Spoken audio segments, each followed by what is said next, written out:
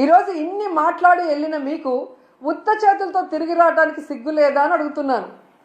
ఏ మొహం పెట్టుకొని ప్రజలకు ఏం చెప్పాలనుకుంటున్నారు?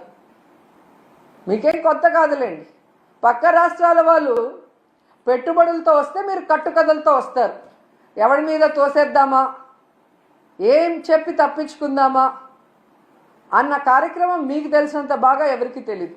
దీనికోసం కాదు మీకు ఓట్లేసింది, మీకు అధికారం ఇచ్చింది, మీకు పదవులు ఇచ్చింది.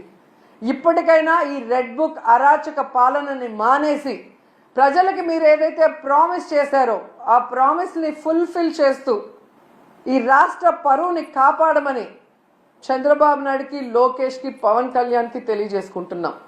ఎందుకంటే పవన్ కళ్యాణ్ గారు ఏదో మత్తులో మాయలో ఉన్నారు. చంద్రబాబు నాయుడు మత్తు మాయలో. కనీసం దావోస్కి మిమ్మల్ని తీసుకెళ్ళలేదు అంటే మీరు వెళ్తే పెట్టుబడులు రావని మిమ్మల్ని తీసుకెళ్లేదా పవన్ కళ్యాణ్ గారు? లేదా గతంలో మీరు ఒక ఇంటర్వ్యూలో దావోస్కి వెళ్ళటం వేస్ట్, దానివల్ల రూపాయి ఉపయోగం లేదని మీరు ఇచ్చిన ఇంటర్వ్యూ వల్ల తీసుకెళ్ళలేదా? లేదా పవన్ కళ్యాణ్ వస్తే లోకేష్కి ఇంపార్టెన్స్ తగ్గిపోతుందని తీసుకెళ్ళలేదా? ఇది మాకు చెప్పకపోయినా పర్లేదు, కనీసం పవన్ కళ్యాణ్కి జనసేన కూలీలకి చెప్పాల్సిన అవసరం ఉందని కూడా ఈ సందర్భంగా తెలియజేసుకుంటున్నా.